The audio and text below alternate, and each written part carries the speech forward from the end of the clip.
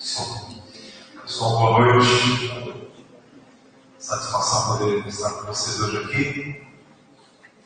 Quero agradecer ao pastor pelo convite. Agora, para que Deus siga abençoando essa igreja. Ela continue sendo luz aqui nessa região do Rio de Janeiro, nessa cidade. Agradecer aqui de coração, não sei se vocês fizeram a mim. Dizem que os cariocas não gostam de dias nublados, né? Então, é uma situação que vocês terem aqui hoje, um esforço da parte dos irmãos.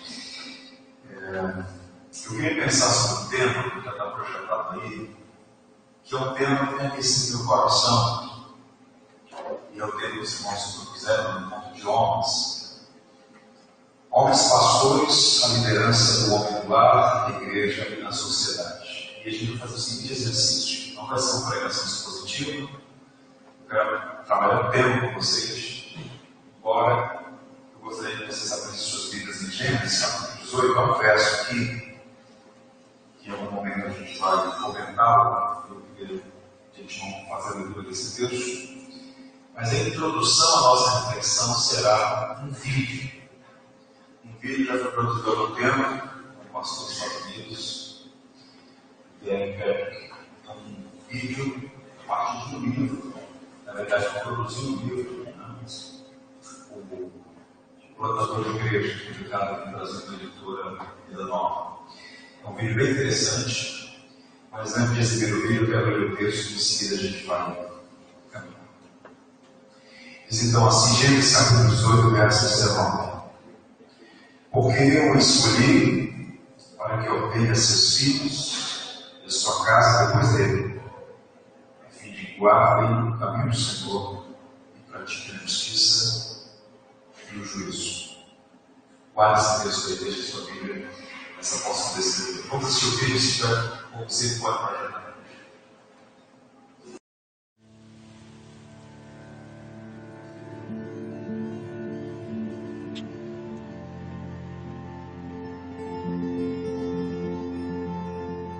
I'm standing in a museum that used to be a church. In 1887, Pastor Henry and his wife Grace planted this church in a one-room schoolhouse just down the road. And in 1888, they were able to build this building. And they passed on their love for this community because of the gospel to a generation. And things were going really well.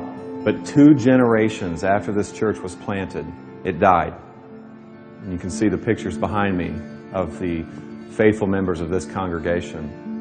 And many of them lie in the graveyard behind the church. This church had a man crisis. It was men who made this church come alive, and it was probably men who caused this church to die.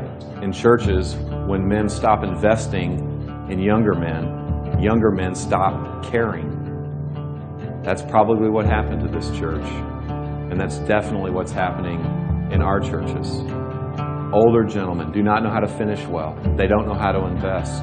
And so middle-aged men don't know how to stay married. They don't know how to stay connected to the hearts of their children. And so younger men don't even want to be men. And so younger men are prolonging their adolescence.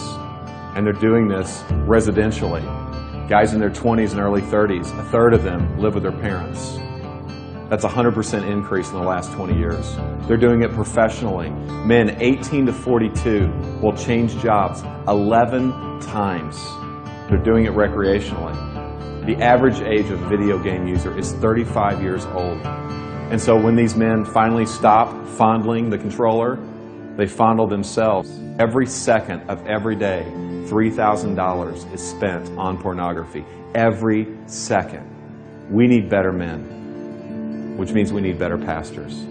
We need pastors who are not boys, but are men. Pastors who are not trying to prolong their adolescence, but pastors who are trying to be the men that God has called them to be. They are qualified men in their character. They are called men to serve God's church. They are determined men. They are dependent men. They are tough men. They're able to take a punch. They're able to handle circumstances. They're tender men. They're able to love their wives and love their kids and to teach their church to love their community. Tragically, The last time the gospel was preached from this pulpit to this church was 1957. 3,000 to 4,000 churches this year will close just like this church. Why? Because the story and the glory of the church becomes bigger than the story and glory of God. See, the men and women who planted this church, they actually believe this stuff. They actually believe that Jesus lived a perfect life, that He died a brutal death, and that He rose again, triumphing over sin and death. They believed it. And because they believed it happened, they believe it had implications on their life, that their sin could be forgiven, that they could have a new identity, and that they could be sent on mission with this God who is on mission. But the reality is most Christians are not on mission. A recent poll said that 60% of all Christians felt no obligation whatsoever to share their faith. Now, the temptation for us pastors is to beat the sheep with a stat like that in our sermons. But here's the reality, guys. They're simply imitating and following our example. We need a glimpse of the God who is on mission. My friend Dave was meeting with a consultant who asked him this question. Dave, why do I have a bigger dream for your church in your city than you do? And I don't know about you, but I don't want anyone to have a bigger dream for my church and my city than me. And I don't want to build a museum. I want to be a part of a movement.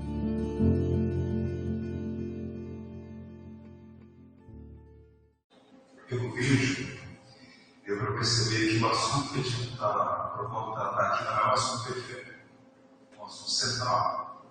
Se alguém pudesse perguntar quais são os 5 principais problemas da Igreja Evangélica do Brasil, vai ficar apenas no Brasil, um dos principais problemas é a falta de homens. Há uma crise, faltam homens, não dá na igreja e na sociedade. Eu queria sua atenção para a gente pensar sobre isso. O que está em jogo não é a nossa felicidade temporária. O que está em jogo é a tocha do Evangelho. O que está em jogo é a saúde da sociedade na qual estamos inseridos. Eu queria sua atenção para a gente pensar sobre algumas coisas. Algum tempo atrás, houve um movimento no Rio de Janeiro, em outros lugares também, em que houve uma greve nos colégios e tal, nas escolas. E teve uma cena que me chamou muito a atenção, porque um pai, discordando daquilo, falou, olha, eu tenho o direito de que minha filha estude. Eu não concordo com essa greve. Há gente também querendo estudar, há professores querendo dar aula. E ele foi à porta de um colégio público, e um grupo de adolescentes começou a dar palavra de ordens, a gritar. Era um homem, talvez na casa de 50 anos de idade. Um adolescente, no colégio de ensino fundamental e médio, começou a gritar com aquele senhor e cuspiu no rosto dele. Isso foi filmado, exposto, circulou essa informação. Aquele homem, pai de família, sendo humilhado na porta de uma escola por um adolescente. E o propósito dele só era, sim, eu tenho direito, minha filha entre e assista a aula. Pois bem, eu escrevi à época um texto sobre isso, e um pastor que é muito caro a mim, o pastor Weber Chagas, fez um comentário nesse post que eu escrevi, e eu queria ler para você o comentário que ele fez, para a gente seguir em frente na nossa reflexão. Veja então o que disse o pastor Weber Chagas. Eu gostaria de acreditar que se trata apenas de ideologia. Gostaria mesmo.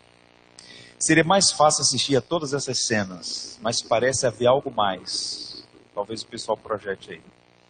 Talvez uma mistura da falência das famílias, da falta de alguém, pai, professor, pastor, para ajudá-los a argumentar e a construir convicções da própria corrupção moral causada pela queda. Realmente é deprimente, também é triste, muito triste, pais. Falta de alguém. E aqui ele colocou pai, professor, pastor. Há uma crise. E o próprio filme que foi exibido agora mostra que essa crise, que não é apenas presente na vida da igreja, ela é uma crise muito mais ampla, mas tem afetado substancialmente a igreja. Observe, metade das crianças que nascem hoje vão morar em algum momento da vida, antes dos 18 anos, num lar em que só tem um pai ou a mãe. Em cada 3 menores infratores não têm um pai dentro de casa. Uma pesquisa feita no estado de São Paulo. Cresce o número de filhos órfãos de pais vivos. E às vezes o indivíduo está presente, mas é omisso quanto à sua vocação de abençoar a sua família, seus filhos, sua esposa. É curioso notar porque, à época, né, o general Mourão deu uma informação, um dado, e foi duramente criticado por isso. Ele não era o vice-presidente ainda, salvo engano. Ele disse que as crianças que nascem em lares onde o pai não está presente, a possibilidade de incorrer em erro é maior. Ele foi duramente criticado. Machista, levando adiante a ideia do patriarcado, e os lares que não têm homem, as mulheres também não podem cumprir o papel, enfim. Mas o que ele está dizendo é o seguinte: a falta de um homem, a falta de um pai, no contexto de uma família, pode causar sérias e muitas vezes irreversíveis consequências na vida da família. Para não dizer que isso é uma questão do Mourão, Barack Obama, com quem a gente tem várias divergências no campo político, disse o seguinte, e aí não houve burburinho: crianças que crescem sem pai têm 5 vezes mais chance de viver na pobreza e cometer crimes, 9 vezes mais chance de abandonar a escola e 20 vezes mais chances de acabar na prisão. Ele está falando a partir da realidade de Chicago, um dos estados mais violentos dos Estados Unidos da América. Essa é a crise na sociedade. É impressionante. Alguém aqui já visitou presídio? É uma experiência curiosa. Eu já fui algumas vezes. E quando você visita um presídio, é impressionante os nomes. Parece que você está fazendo chamada da escola bíblica dominical. Jeremias, Obadias, Tiago, Paulo, José, filhos de crentes. Lá. Gente que por algum motivo incorreu em erro, em crimes e acabou sendo presa. Triste isso. Qual é a crise na igreja? 9 terão filhos que em algum momento se afastaram da fé. É impressionante como a igreja não está conseguindo conectar a fé e passar às futuras gerações. As crianças vêm à igreja com seus pais, mas quando elas chegam naquela fase da adolescência, e depois quando alcançam a maioridade, e aí já tem a sua liberdade, elas abandonam a ambiência da fé. É impressionante. 8 enfrentarão dificuldades com a própria figura e ideia da igreja. 5 terão problemas com pornografia, hoje considerada a cocaína da internet. $300 gastos por minuto ou por segundo, foi exibido no vídeo aí. Pois bem, de cada 100 evangélicos no Brasil, apenas 32 são homens. Você tem muito mais mulheres do que homens na igreja. E quais são as implicações disso? 2 fenômenos para a gente examinar antes da gente considerar outras coisas. O primeiro eu vou chamar de meninização, o fenômeno do homem infantilizado. Nessa obra que a Vida Nova publicou, salvo engano, o título é O Plantador, um livro sobre plantação de igreja. E o autor é esse, Darren Patrick. Ele cunhou uma expressão chamada de o menino. É o fenômeno que ele chama de homem híbrido, pessoa híbrida. Não é, tem idade de homem, mas comportamento de menino. Essa infantilização tem causado sérios problemas na igreja, no lar e na sociedade. São homens que prolongam a adolescência, homens que estão suspensos entre a infância e a idade adulta. E essa imaturidade tem sido a causa primária de muitos problemas no lar. Observe o que ele vai dizer. Vivemos em um mundo repleto de homens que prolongaram a adolescência. Não são meninos, nem homens. Eles vivem suspensos entre a infância e a idade adulta, entre crescer e já estar crescido. Chamemos esse tipo de homem de o menino, um híbrido de homem e menino. Isso é impressionante. Ainda há pouco eu disse para vocês, esse fenômeno que tem perturbado a vida da igreja. Alguns anos atrás, chegando para o culto, a porta da igreja, estacionei o carro, estou vendo uma jovem senhora, membro da igreja, chorando. Eu falei, aconteceu alguma coisa? Você está passando mal? E ela disse, pastor, eu não suporto mais, eu não aguento mais, todo domingo ter que arrastar o meu marido para a igreja. Eu estou casado com uma pessoa que tem barba, mas é uma criança. Perceba, homens não, meninos não, o menino. Idade de homem, mas comportamento de menino. É impressionante como isso afeta a igreja, o lar e a sociedade. Há empresas, por exemplo, têm profissionais muito competentes, bom currículo, bom diploma, boa formação, mas infantis no trato, não conseguem se posicionar, não conseguem enfrentar as dificuldades que são próprias da vida, não cresceram, não amadureceram. E essa sociedade na qual estamos todos inseridos, ela está sendo caracterizada por uma quantidade expressiva de homeninos. Idade de homem, mas comportamento de menino. Isso é um problema sério. Um outro fenômeno é a feminização, o fenômeno do homem efeminado. A gente vive numa cultura assim. E afirmar isso não é ser homofóbico, não é ser contra os direitos civis de cada cidadão. A Constituição está aí, o indivíduo faz da sua vida o que bem quiser, mas nós também temos o direito de olhar para esse cenário e dizer, isso não é adequado. Veja, por exemplo, o que está acontecendo na Europa. Não é? A Europa está sendo praticamente, a Europa Ocidental, dominada, isso aqui não é teoria de conspiração, é fato. Há bairros inteiros na França, na Inglaterra, em que se já aplica informalmente a Sharia. Uma mulher não pode chegar lá com os braços de fora. É uma islamização da Europa. E essa Europa não está fazendo resistência porque você olha a figura do homem europeu, efeminado. Não tem responsabilidade, foge dos compromissos, não tem iniciativa, transfere responsabilidade, não tem coragem, falta fibra, não tem força, isto é, moralmente fraco, espiritualmente inapto e não lidera. Então isso vai tendo implicações para a vida do lar, para a vida da igreja e para a vida da sociedade. Douglas Wilson escreveu um livro, e nesse livro, me foge o nome agora, ele diz o seguinte: o menino é pai do homem. Aquilo que você tem quando jovem, terá ainda mais depois, quando ficar velho. Portanto, nós precisamos de homens que aprendam a ser homem com outros homens. O Paul Washer dizia assim, se nós não corrigirmos esse problema agora, outros terão que fazer serviço.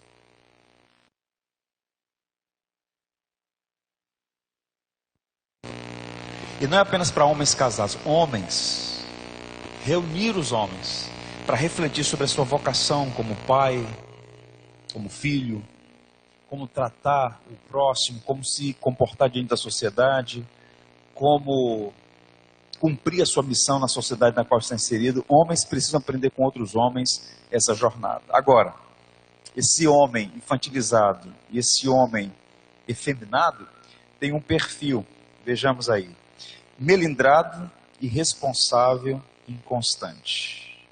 Já viu esse tipo de gente na igreja? Por tudo fica melindrado. Qualquer coisa ofende. Fico olhando assim, meu Deus, por conta disso, qualquer coisa ofende. Melindre. Quanto mais inclinado a ser ofendido você for, mais sinais de que você é uma pessoa orgulhosa. Homens maduros podem ficar ofendidos, mas a ofensa é por um motivo real, e não por tolices. Melindres mostram falta de maturidade, falta de consistência. Irresponsável, a ideia de fugir de seus deveres e obrigações. O Evagrio Pôntico, que foi um dos monges do deserto, ele cunhou lá textos que no futuro o Tomás de Aquino iria sistematizar, chamados 7 pecados capitais. Um desses pecados é a preguiça. E quando você pensa na ideia de preguiça, né? Bom, sábado à tarde, chuvinha fina, Netflix está aí, fica em casa. A preguiça não é você descansar, ficar tarde em sua casa, assistir um filme. Essa não é a ideia de preguiça, necessariamente. Preguiça é assedia. Assedia significa irresponsabilidade com os desafios da vida. Se você tem um compromisso e você foge dele, isso é preguiça. E o perfil desse menino, esse homem suspenso entre a idade adulta e a infância, é que ele é irresponsável com os deveres da vida. Há tempo para tudo. E há tempo de ser homem. E quando esse tempo chega, você tem que se comportar como homem. Inconstante, deixe-se levar pela força das circunstâncias. Tudo isso é um grande problema. Esse autor que eu ainda há pouco citei, Derry Patrick, ele tem um filho, à época tinha 9 anos de idade. Ele está lá catequizando os filhos, sentado à mesa, instruindo os filhos, como se deve tratar as meninas, como é que ele deve se comportar na escola, como é que eles devem agir na igreja, junto à vizinhança. E o filhinho dele de 9 anos, à época, que também leva o nome dele, fez uma oração, o pai instruindo, e é uma oração impressionante, um garoto de 9 anos de idade. Se estiver aí, você pode projetar. Deus, faça de mim um homem inabalável, mas de coração terno. Faça de mim um homem firme, mas amoroso. Faça-me firme para que eu possa encarar a vida. Faça-me amoroso para que eu possa amar as pessoas. Deus, faça de mim um homem. Um homem não é necessariamente, não precisa ser pessoa bruta, ignorante, tosca. O homem tem que ser firme, mas ao mesmo tempo amável. Lembra da figura da mão? Muito curiosa. O Francis Schaeffer tem um sermão sobre a mão de Deus. Ele rastreou no Antigo Testamento as vezes em que aparece a palavra mão de Deus, a expressão mão de Deus. E a mão de Deus é esse símbolo. A mão ao mesmo tempo é forte, essa mesma mão que é capaz de um ato de força, é ao mesmo tempo capaz de ternura e carícias. O homem bíblico, o homem maduro, ele é firme, ao mesmo tempo terno. Ele sabe dosar a verdade em amor. A gente precisa desse tipo de figura. O texto que nós lemos inicialmente, Gênesis 18, verso 19, é curioso por quê?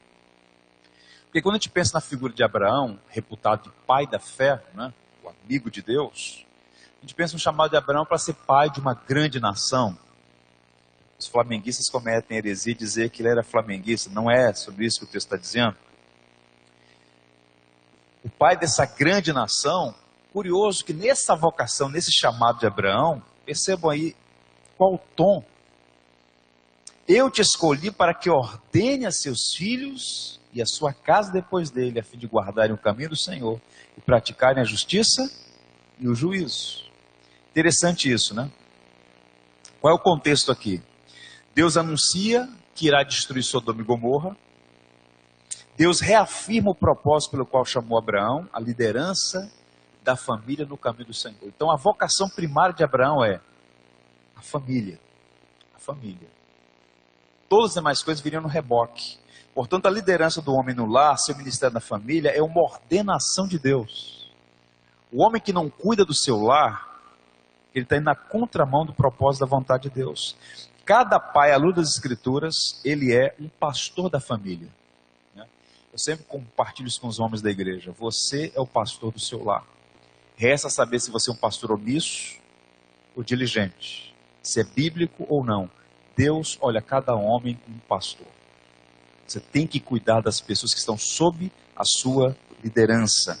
E na sábia providência divina, Deus estabeleceu os homens para exercer liderança. O grande teólogo presbiteriano do século XIX, reputado por muitos como o maior entre os presbiterianos daquele século, Charles Hodge, na Universidade de Princeton, antes da aula de teologia sistemática, né, ele tem lá um camalhaço com quase 2.000 páginas, a sistemática do Hodge, ele fazia uma devocional com os alunos, ele estava sempre falando sobre a importância da família. Curioso notar que o filho dele também foi um grande teólogo. E então, em uma dessas falas, Charles Hodge diz o seguinte: o chefe da família deveria ser capaz de ler as Escrituras, assim como liderar em oração. A responsabilidade de um homem para com seus filhos, assim como para com Deus, o compromete a fazer de sua casa uma Betel. Se não for Betel, será uma habitação de espíritos malignos. O que é que ele está dizendo? A vocação primária, assim como Deus estabeleceu isso para Abraão, a vocação primária, nossa vocação especial, é cuidar da nossa família. Você que já é casado, você tem um círculo de pessoas sobre os quais você precisa exercer essa liderança. Você que é solteiro e pretende casar, você tem que já olhar para o casamento nessa perspectiva.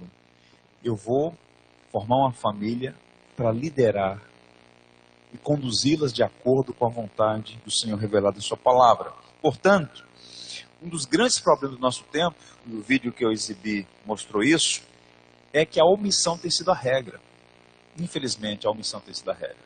Pega, por exemplo, talvez alguns aqui sejam de um tempo em que isso era mais comum, hoje não mais. Culto doméstico, culto no lar. Você acha mesmo que um culto, 2 cultos dominicais serão suficientes para nutrir a nossa fé num mundo cada vez mais hostil? Para fortalecer a nossa fé, considerando que há um inimigo que habita em nós mesmos, a velha natureza, e que há um inimigo que anda ao nosso derredor, bramando como leão, buscando oportunidade para nos devorar, se negligenciarmos o Senhor durante 6 dias da semana e vir aqui apenas no domingo? Quem deve liderar esse culto no lar? Quem deve trazer a escritura para ocupar o centro no lar?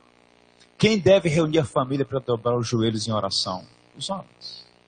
E por que a igreja do nosso tempo é tão flácida teologicamente? Tão fraca espiritualmente? Porque falta essa piedade no lar, e essa piedade deve ser conduzida pelo pastor do lar, pelo homem da casa. É bem verdade que por vezes falta essa figura. O marido não é crente, há uma senhora que ficou viúva, há variadas razões, um pai que está ausente. Então você tem aquela figura da coluna no lar, aquela mulher que ao mesmo tempo é mãe, como foi Mônica para Santo Agostinho, e ao mesmo tempo ela exerce a função que deveria ser exercida por um homem. No entanto, onde há um homem cristão, é sua missão pastorear. Mas repito, tem sido uma prática comum a omissão. Há um livro chamado O Silêncio de Adão, um livro do Larry Crabb. Esse livro fala sobre a negligência de Adão na proteção da família. É uma expressão curiosa, porque é o seguinte: qual é a tese desse autor nesse livro? Ele vai dizer o seguinte, e ele está dizendo isso reverberando uma tradição exegética, inclusive dentro do rabinato. Há judeus, rabinos, que pensam dessa maneira, fazem a leitura de Gênesis, capítulo 3.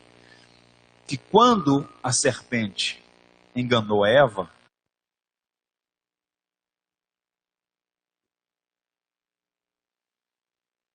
fica para fazer esse tipo de leitura. Aí o princípio reformado. O melhor comentário da Bíblia é a própria Bíblia.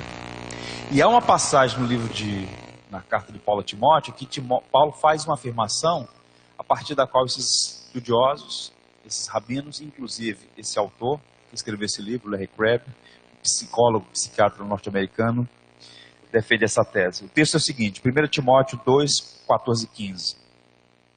Porque primeiro foi formado Adão, depois Eva.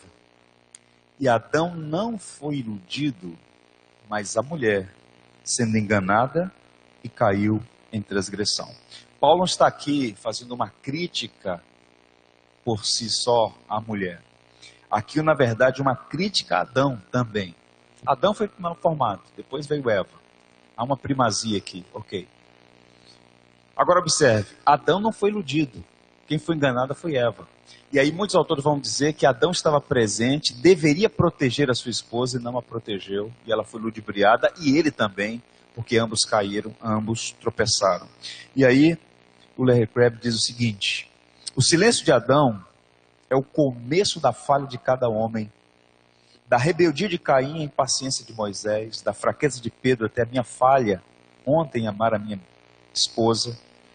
E é um retrato do nosso fracasso. Desde Adão, todo homem tem tido uma inclinação natural para permanecer em silêncio quando deveria falar.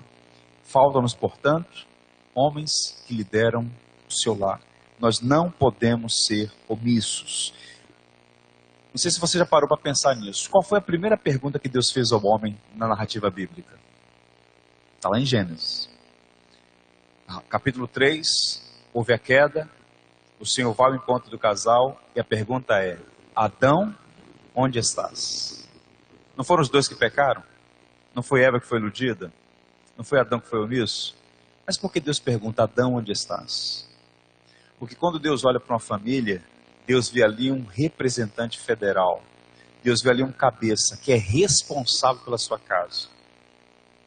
Deus chamou Adão à responsabilidade porque ele deveria proteger a sua esposa. Então, quando surge um problema no lar, a primeira pessoa responsável é o homem do lar. Perceba que, ao contrário do que as ideologias propõem, não é opressão. Liderança do homem não é para oprimir, não é chancelar atitude despótica. Existe, de fato, um privilégio liderar, é uma bênção. Mas é uma grande responsabilidade que pesa sobre o homem colocada ali pelo próprio Deus. No entanto, a gente vive uma crise de identidade. Para citar um outro autor, ele diz o seguinte: os homens estão desamparados e inseguros e cada vez mais regressam ao tipo clássico de menino crescido que espera receber cuidados maternos. Ele troca só o personagem. Era cuidado pela mãe, agora quer ser cuidado pela esposa. Até uma história curiosa. Um pastor foi fazer uma mensagem, uma palestra dessa natureza aqui, liderança do homem no lar. Ele começou fazendo assim: eu queria que vocês me respondessem com muita honestidade, quantos aqui estão cumprindo mesmo seu papel como homem do lar? Como cabeça, como alguém que abençoa, como alguém que lidera de acordo com a Escritura. Então vamos fazer aqui 2 grupos. E aí todo mundo reconheceu que estava em déficit, que deveria melhorar. E só tinha um homem na fila dos que estavam, em tese, fazendo seu bom trabalho como homem do lar, como pastor da casa. Aí o pastor, então, palestrante, disse: rapaz, pelo menos um aqui, graças a Deus pela sua vida, meu irmão. Aí levantou: não, pastor, eu estou aqui nesse lado aqui, porque minha esposa ali atrás mandou ficar desse lado aqui. Na verdade, não tinha ninguém, né? Mas ele estava ali porque a esposa deu comando. Foi para lá. Ou seja, há uma confusão de papéis perturbando a igreja, perturbando a casa, perturbando a sociedade. Isso é um problema. Quando eu falo assim para vocês, cabeça do lar, pastor do lar, liderança do lar, o que é que vem à mente?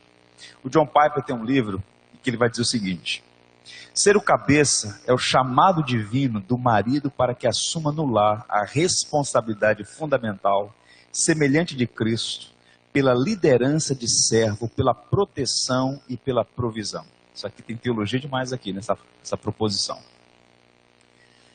O cabeça, no Novo Testamento, né? Paulo vai dizer que Cristo é o cabeça da igreja e o homem é o cabeça do lar. Cabeça, no grego aqui, é a autoridade. Agora pensa comigo aqui, veja como nós somos infectados por uma mentalidade, por uma cosmovisão pagã e anticristã. Geralmente, quando a gente fala de autoridade, a gente pensa assim com resistência. Ninguém quer submeter a autoridade nenhuma. É ou não é? Porque a gente já tem um pressuposto: se a autoridade é abusiva, se a autoridade é opressora. Mas no mundo que Deus criou, há ordem e existe o exercício da autoridade. Há uma ordem na Trindade, há uma ordem na igreja, há uma ordem no lar. E Deus estabeleceu o homem como cabeça, repito, não para ser despótico, tirânico, machista, mas para exercer uma liderança, uma autoridade que abençoa. E o modelo supremo de autoridade bíblica para nós é Cristo. Cristo é o homem perfeito. Razão pela qual, na carta de Paulo aos Efésios, quando Paulo vai falar sobre a relação entre marido e mulher, ele evoca a relação de Cristo com a igreja para mostrar aos homens como se deve cuidar da esposa. E aqui eu queria mostrar para vocês 2 coisas, 2 responsabilidades básicas do homem, do pastor do lar. Primeiro, nós vamos chamar de liderança protetora. Olha o que Paulo vai dizer no capítulo 5, verso 25. Maridos, amai vossa mulher, como também Cristo amou a igreja e a si mesmo se entregou por ela. Curioso isso, né? Quem não gosta de teologia tem um problema aqui. Porque Paulo, para tratar de relacionamento entre marido e mulher, evoca a relação de Cristo com a sua igreja. Maridos, vocês devem amar a igreja, amar a esposa, como Cristo amou a igreja. O padrão do amor de Cristo pela igreja deve ser o padrão do amor do marido pela esposa. E ele vai dizer, Cristo se entregou por ela, ou seja, Cristo se deu, é um amor sacrificial, amor que se entrega, que se dá. É uma referência aqui à obra da cruz. E essa liderança protetora de Cristo em favor da igreja é, para o homem, um modelo para 2 coisas. Primeiro, nós vamos chamar aqui de proteção física contra intrusos, perigos e desastres. O homem tem a obrigação moral de proteger a sua família. É a nossa vocação. Está no nosso DNA isso. O marido tem o dever de proteger sua esposa e seus filhos. Não importa se você é pequeno, se é grande, se é forte ou se é fraco fisicamente. Seu papel é proteger fisicamente a sua família. Na Guerra de Secessão, Abraham Lincoln dizia o seguinte: ai dos maridos, ai das nações que mandam suas mulheres para a guerra. Ou seja, homens omissos enviando suas crianças e suas mulheres para o campo de batalha. Pois bem, deixa eu mostrar uma imagem para vocês aí, chamam de O Último Suspiro do Rei. Está aí. Uma imagem belíssima. Essa foto é do sul da Espanha, num lugar chamado Alhambra, que é um complexo arquitetônico muito visitado. E qual o contexto dessa imagem, dessa frase, O Último Suspiro do Rei? Desde o século VII até o século XV, toda a Península Ibérica foi dominada pelo Islã, toda ela. Só ficou a pontinha lá no norte, a Astúria. E por séculos, os reis católicos lutaram para retomar o território espanhol e português. A França ficou de fora porque em 732, Carlos Martel derrotou os muçulmanos na famosa Batalha de Poitiers. Mas por muito tempo, toda a Península Ibérica foi dominada pelos islâmicos. Pois bem, e vieram batalhando, retomando, até que no final do século XV, com a Rainha Isabel, eles conseguiram tomar o último dominação, que era o reino de Granada, o Califado de Granada. Então eles tiveram que atravessar o Estreito de Gibraltar e ficar no norte da África, alguns voltaram para o Oriente Médio. E quando o último sultão estava deixando Granada, ele chegou do alto desse platô do montanha e viu o reino que ele tinha que deixar para trás agora, porque ele foi derrotado, então ele começou a chorar. E tem uma inscrição em árabe, que está lá, e a frase é atribuída a esse sultão no século XV, e a frase ele teria dito o seguinte: a mãe dele teria dito para ele: choras como uma mulher, porque não lutaste como um homem. Então é a frase do último suspiro do rei, ele lamentando porque foi derrotado. Ou seja, há algumas atribuições que são da competência do homem, e o homem tem que se comportar como homem. Proteger a sua casa. Tente imaginar o seguinte: você está lá, numa casa de praia, alugou uma casa lá, ou tem uma propriedade, não é um condomínio, uma casa de rua, tem muito lá, Arraial do Cabo, Búzios, Cabo Frio, tem uma casa. Você está com sua família. 4 da manhã, você ouve um barulho no quintal. Percebe que tem a presença de alguém, de um estranho, que não está lá às 4 da manhã para te levar uma torta de chocolate, ok? Você toca na sua esposa: amor, vai dar uma olhada, ver o que está acontecendo? Você não vai amanhecer, né, meu irmão? Se você fizer isso, você não... Daqui para a glória. O que é normal e esperado? Que o homem tome a providência de ver, de olhar. Você não precisa ser um lutador de artes marciais, um atirador de elite, mas espera-se que você tome a providência de proteger, de cuidar. Você está andando numa calçada com seu filho, você não coloca seu filho do lado onde estão os carros. Você coloca seu filho no lugar onde o protege. Isso tem se perdido lamentavelmente. Homens que não protegem, homens que não têm essa perspectiva de fazer isso, essa proteção das pessoas. Você ouviu falar do Titanic? Aquele naufrágio no Atlântico Norte, em 1912? 2.000 e poucas pessoas morreram. Estavam saindo de Liverpool para Nova York. 2.000 e poucas pessoas morreram. Sabe quantas crianças morreram? Nenhuma. Sabe quantas mulheres morreram? 5. 5 que morreram disseram: nós queremos morrer com os nossos maridos. E por quê? Porque mesmo não sendo um navio de crentes, a cosmovisão cristã já tinha influenciado todo o continente europeu. A dignidade do ser humano e o dever do homem de proteger mulheres e crianças. Então, primeiro, mulheres e crianças. É assim no trem? Hã? É assim no trem aí? No Japeri? No metrô? BRT? Senhora, por favor. A criancinha, por favor. É assim? Porque nós não temos mais homens, animais, brutos, ignorantes. Passa até por cima de mulher grávida. todo musculoso sentado, fingindo estar dormindo, e uma senhora em pé. Isso é uma vergonha para o homem, isso é uma vergonha completa. A igreja tem que ensinar isso. O papel do homem é proteger. Cristo se entregou pela igreja, e o homem deve proteger a sua esposa, seus filhos, e não apenas o seu círculo imediato.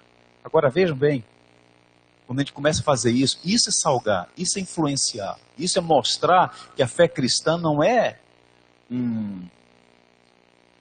uma firula filosófica. A fé cristã é de fato o poder de Deus transformando a mente e o coração dos seres humanos. E essa proteção também é espiritual, com testemunho, com oração, com instrução. 2 Timóteo, Paulo diz assim, 2 Coríntios, porque as armas da nossa milícia não são carnais, e sim poderosas em Deus para destruir fortaleza, anulando sofismas. Há uma batalha. Há uma guerra cultural, para usar a linguagem que se usa muito hoje, uma guerra cultural de valores e tal. Mas a nossa perspectiva como cristãos é que há mais do que uma batalha, uma guerra cultural. Há uma batalha de natureza espiritual. A gente precisa vencer isso como? Com oração, com testemunho, com a palavra. Eu vejo às vezes os pais fazendo um esforço colossal, e eu sou pai. Tem um garoto de 15 anos, um adolescente lá. Está com um bigode grosso, rapaz, ralinho. Né? O Léo. Eu oro por ele todo dia. Eu falo, Senhor, tem misericórdia desse rapazinho. Completa a tua obra na vida dele. Agora veja comigo. É normal, é legítimo desejar o melhor para o seu filho, uma boa formação escolar, ingressar numa boa universidade, e que ele tenha uma boa carreira, que tenha um bom salário, que tenha uma boa família. Essas coisas todas são legítimas. Agora pare e pense comigo por um minuto. Quando o homem não pensa na perspectiva de um pastor e não olha para além do horizonte, não tem uma visão para a eternidade. Ele provê a melhor escola, ele provê os melhores cursos, ele quer que o filho se dê bem na vida. Mas se ele não proteger o filho espiritualmente, tudo que o filho alcançar, sem o evangelho, vai ser apenas para a sua própria destruição.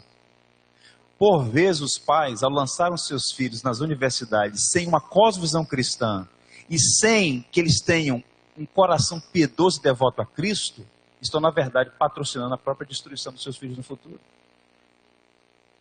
Tem que proteger os filhos espiritualmente. Meu pai falhou nisso. Mas a minha mãe cumpriu o papel que meu pai deveria cumprir. Eu lembro que muitas vezes, de madrugada, eu e meu irmão sentíamos aquele toque gracioso na cabeça. Era minha mãe pondo as mãos de madrugada e orando, Senhor, são teus. Guarda-os, livra-os. Completa a tua obra, concede a tua graça. Pais, pastores, protegem seus filhos. Seu filho não está num mundo que é um parque de diversões. Há ciladas em toda esquina e precisa proteger isso. Portanto, devemos ter essa perspectiva. O segundo ponto, caminhando já para a gente encerrar, liderança provedora. Porque ninguém jamais odiou a própria carne, antes a alimenta e dela cuida, como também Cristo o faz com a igreja. Então aqui nesse texto Paulo está falando aqui sobre provisão. Ele está falando que Cristo cuida, Cristo alimenta, Cristo provê para a igreja. E pensando na liderança do homem no lar, isso implica também nessa provisão, que tem dois destaques aqui. Primeiro, a provisão material. O marido tem a responsabilidade de prover o pão. Observe. A principal responsabilidade é do marido, não quer dizer que a esposa não pode contribuir. Houve uma época em que uma renda era suficiente para manter uma casa. Hoje você tem 2, 3, 4 pessoas trabalhando para manter. Vivemos num mundo hoje em que os luxos de ontem são as necessidades de hoje. Há uma demanda, achatamento salarial, tudo muito caro, complexo, enfim. Então as mulheres podem, eventualmente, e muitas delas dão um suporte substancial no orçamento do lar. No entanto, diante de Deus, o homem tem a responsabilidade da provisão do seu lar. De buscar o pão, colocar o pão sobre a mesa. Trazendo na perspectiva a máxima dos puritanos, nós lançamos as redes, mas o que vem nela é o Senhor que põe. É Deus quem provê, mas provê usando meios. E um dos meios que Deus usa é o homem trabalhador, o homem que busca a provisão para o seu lar. Mas não apenas isso, a provisão espiritual. Alimenta e dela cuida. O homem tem que prover alimento para a sua família, alimento espiritual, pão. Então sua família pode ter um bom endereço, pode ter uma boa formação, pode ter alguns privilégios, mas se não tem o evangelho, é pobre. Temos que oferecer o evangelho. Então tem essa perspectiva diante de si. Você, homem, é responsável pela provisão espiritual da sua família. Levar o pão, levar o evangelho, nutrir a alma no evangelho de nosso Senhor. Alguém disse com muita propriedade que um lar cristão consagrado é a coisa mais parecida no céu que se pode experimentar na terra. E a gente precisa disso. Lares piedosos, lares cheios da graça de Deus. O último sermão do Jonathan Edwards, que foi um dos grandes pensadores, um dos grandes teólogos das Américas, ele, no seu último sermão, falou sobre a família.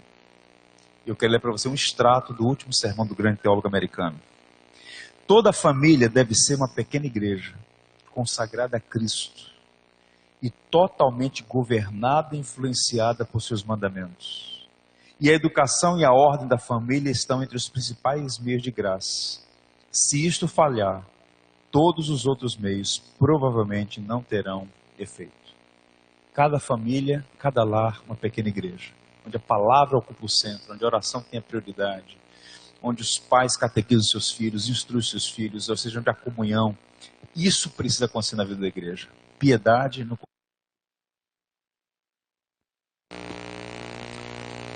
Na verdade, um missionário europeu foi trabalhar no Pacífico Sul, numa época em que a Europa foi o grande celeiro de missões, século XIX. E então ele foi trabalhar entre umas tribos aborígenes, tribos difíceis nas ilhas do Pacífico Sul. E então a sua esposa e o seu filhinho adoeceram e em algum momento vieram a falecer. E ele teve que sepultar num lugar distante os corpos, porque ele estava trabalhando na região onde os índios, naquela região ali, eram canibais, né? Antropófagos. E ele, depois de um tempo, volta para a Europa, para a Inglaterra, John Peter. E então ele começa, de um tempo de se refazer, se fortalecer para voltar para o campo missionário. Ele começa a pregar em algumas igrejas, chamando homens e mulheres para ir para o campo missionário. E alguém disse assim para ele: vem cá, você é louco? Você é louco? Você acabou de sepultar sua esposa e seu filho no campo missionário. Você quer voltar para lá, ainda quer levar nossos filhos? O que é que te motiva a isso? Há tanta necessidade aqui. Por que não continuar pregando aqui? Há muita gente que precisa ouvir do evangelho aqui no nosso país, no nosso idioma, assim, os perigos de estar entre aquela gente no Pacífico Sul. E ele então deu uma resposta extraordinária. E tem a ver com essa coisa do homem pastor do lar. Ele diz: olha, foi o meu pai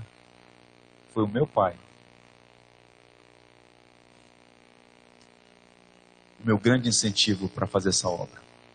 Nós fazíamos o culto, e quando meu pai falava da obra missionária, nós orávamos por missões, eu via lágrimas no rosto do meu pai. Meu pai pediu: Senhor, levanta homens para pregar o evangelho, para que mais pessoas creiam em Cristo e tenham a vida eterna. Eu via piedade no rosto do meu pai, luz, lágrimas. E então, quando terminava o culto, eu corria para o meu quarto, me ajoelhava e pedia a Deus que eu seja a resposta à oração do meu pai. Pai piedoso, um pai santo. Nossos filhos aprendem com o que nós falamos, mas muito mais com o que nós fazemos. Não adianta você falar para o seu filho orar se ele nunca o vê orando. Não adianta você dizer para ele que a Bíblia é a palavra de Deus se você trata a Bíblia com desdém. Se a Bíblia é só uma peça que você pega no domingo para trazer aqui para a igreja para ler alguns textos. Nossos filhos aprendem conosco. Os homens precisam ser pastores do seu lar. E eu encerro lendo para vocês, apenas lendo conselhos práticos. Vou fazer isso de modo breve. Primeira coisa, entenda que Deus espera que você seja um homem. Exerça a sua vocação como homem. É possível, e sempre que a gente ouve sobre esses assuntos, nós somos por vezes tomados por sentimentos de culpa. Puxa, eu devia ter feito isso, devia ter feito aquilo, agi errado aqui. A graça de Deus é maior que a nossa iniquidade. Deus é gracioso, Deus é misericordioso. Não estaríamos aqui se não fosse isso uma verdade. No entanto, a partir de hoje, se esse é o caso, entenda isso, peça: Senhor, eu quero me comportar como um homem, com firmeza e ao mesmo tempo com ternura. Cresça em maturidade espiritual. Busque os meios de graça para crescer. Uma igreja só pode ser saudável se houver membros saudáveis. A reforma da igreja começa com você. Você precisa ser um homem saudável, um crente maduro, espiritualmente consistente. Use os meios de graça, palavra, oração, a participação na ceia do Senhor, conversas santas, a piedade. Cresça espiritualmente. Se aproxime de pessoas com as quais você possa crescer. Terceiro, se você já é um homem casado, lidere sua família com firmeza e amor. Seja honesto com sua esposa. Seja honesto com seus filhos. Às vezes os filhos se extraviam porque o coração é refratário. Cada um dará conta de si a Deus. Você não deve se sentir culpado pelas escolhas que o filho faz. Sua responsabilidade é transmitir a verdade, viver a verdade. Os filhos são responsáveis pelas suas escolhas. No entanto, nós precisamos assumir responsabilidades de liderá-los com firmeza e com amor. E por vezes reconhecer que erramos, pedir perdão.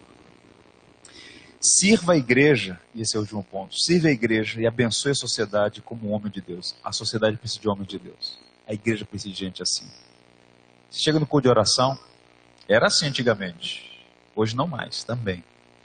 Chegava no culto de oração, a maioria, mulheres.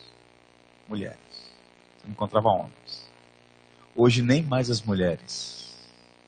Estão todos sentados nos bancos catequéticos da Rede Globo. Recebendo lixo cultural, televisão, internet, todo tipo de frivolidade, mas não há piedade.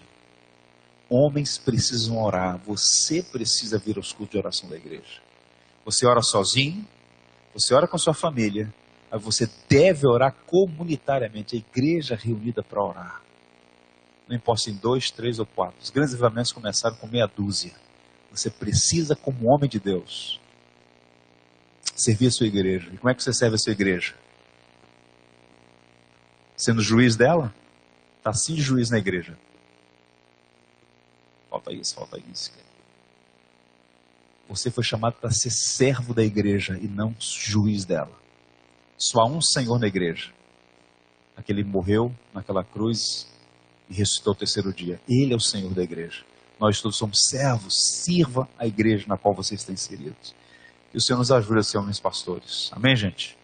É tarefa fácil? Não é tarefa fácil, não. Vamos ficar em pé antes da gente orar? Vamos fazer 2 orações. Uma está no texto bíblico. Salmo de Moisés, Salmo 90. Vamos ler juntos?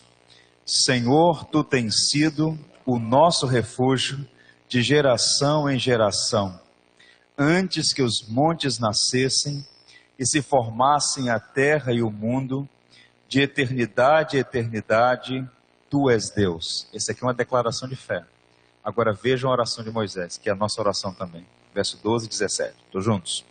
Ensina-nos a contar os nossos dias, para que alcancemos coração sábio. Seja sobre nós a graça do Senhor nosso Deus. Confirma sobre nós as obras das nossas mãos. Sim, confirma a obra das nossas mãos. Vamos orar. Senhor, nós te louvamos, nós te damos graças por este santo ajuntamento. Reunidos aqui, fomos exortados, encorajados, instruídos, e nós queremos ser ouvintes sábios, que ouvem e põem em prática a tua palavra. O Senhor conhece a nossa vida, não há nada oculto diante de ti. O Senhor conhece as nossas fraquezas, nossas virtudes, sabe das nossas limitações e necessidades. Por isso, Pai, vem ao nosso encontro, concede-nos a sua graça para que sejamos homens pastores, que cumprem a sua vocação no lar, na igreja e na sociedade. Abençoe os meus irmãos, Senhor. Que a tua misericórdia cubra cada um deles, habilitando-os a imitar o caráter de Cristo, nosso exemplo supremo e perfeito. Perdoa os nossos pecados, sobretudo os pecados de omissão. Ajuda-nos a ser firmes e ao mesmo tempo amorosos. Ajuda-nos, Senhor, a ser bênção no nosso lar, bênção em nossa igreja, bênção em nossa sociedade. Abençoa esta igreja especialmente, seu pastor, seus presbíteros, a liderança, cada família. Derrama a tua graça sobre a primeira igreja presbiteriana de Nilópolis, de modo que o poder do teu Santo Espírito opere na vida dessa igreja, nos homens dessa igreja, de modo que eles cumpram a sua vocação de abençoar a comunidade. Ó Senhor, que o Evangelho de Jesus Cristo quebrante o nosso coração, nos dê sobriedade, que jamais percamos de vista que a nossa vida é curta, breve, que estamos caminhando para a eternidade. Ajuda-nos a ser homens sensatos e sóbrios e viver para a glória de Jesus Cristo ressurreto. Ó Deus, cumpre a tua palavra em nossas vidas. Que o teu Santo Espírito aplique essas verdades em nosso coração para a tua glória e para o bem de nossa alma. Em nome dele. Amém. Pastor, muito obrigado.